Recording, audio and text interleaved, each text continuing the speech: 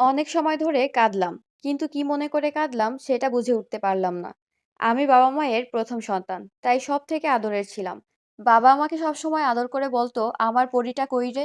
সেই সময় বরিশাল শহরে আমাদের পরিবারের বেশ প্রভাব ছিল। ছোটবেলায় কখনো কমতি পাইনি। এর বাসায় দাওয়াত, ওর বাসায় দাওয়াত সবসময় লেগেই থাকতো। এমনও দিন গেছে যে ৪ টা দাওয়াতে অংশ নিয়েছি। শুধু দেখা করে আসার জন্য। হঠাৎ বাবা আমাদের ছেড়ে চলে গেলেন ওপারে। যতদিনের হায়াত তিনি নিয়ে এসেছেন ততদিন ছিলেন আমাদের সাথে।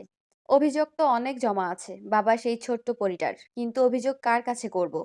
আর বাবা শুধু আমাদের ছেড়ে চলে যাননি, সাথে সাথে যে মানুষগুলো আমাদের এত সম্মান করতেন তাদের ভালোবাসাও চলে গেল আমাদের ওপর থেকে। আর সেই দিনটাতেই প্রথম বুঝতে পেরেছিলাম যে ভালোবাসা আমরা পেয়েছি তা শুধুই বাবাকে ঘিরে, আর সাথে সাথে অনেক স্বার্থ। বাবা চলে যাওয়ার ঠিক ২ মাসের মাথায় আমার এক রিলেটিভের বিয়ে। আমরা অনেক ঘনিষ্ঠ ছিলাম একে অপরের। কিন্তু বিয়েতে দাওয়াত পেলাম না। যে রিলেটিভরা সেই বিয়েতে অংশ নিয়েছে সবাই ফোন করতে শুরু করলো মাকে। কেন আমরা গেলাম না? কোথায় আমরা? বরিশালে আছি নাকি নেই? সেদিন সারা রাত বসে দেখেছি মায়ের সেই সরল মনের কান্না।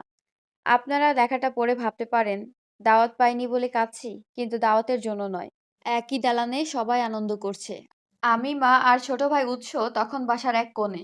খুব চিৎকার দিয়ে বলতে ইচ্ছে হচ্ছিল, বাবা তুমি একটু দেখে যাও। যাদের জন্য এত করেছো তারা আমাদের সব ফিরিয়ে দিচ্ছে।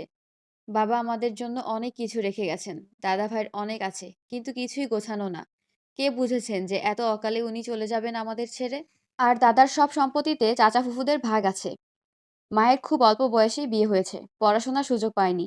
আর আমি চলে আসি তাদের কোলে। আমার মা খুব সরল মনের, দিন দুনিয়ার কিছুই বোঝে না।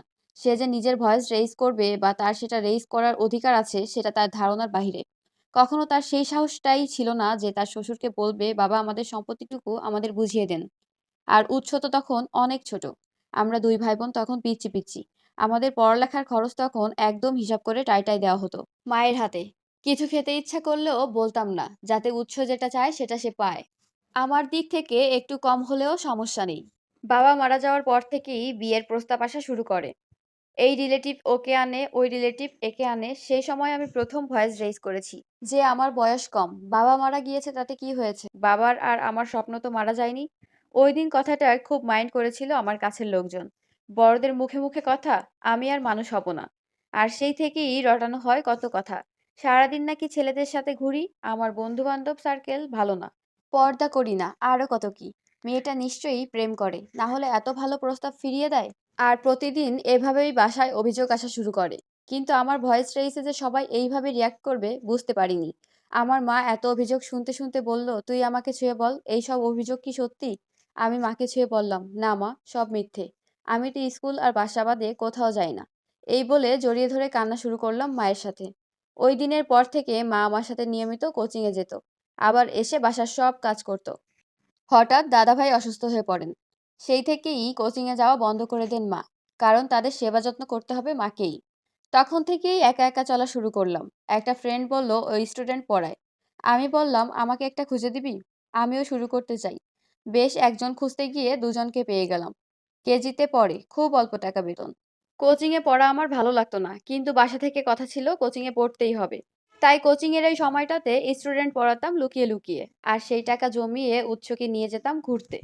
ও কিছু চাইলে সেটা কিনে দিতাম। কারণ বাবার যে আদর আমি পেয়েছি সেটা ও পায়নি।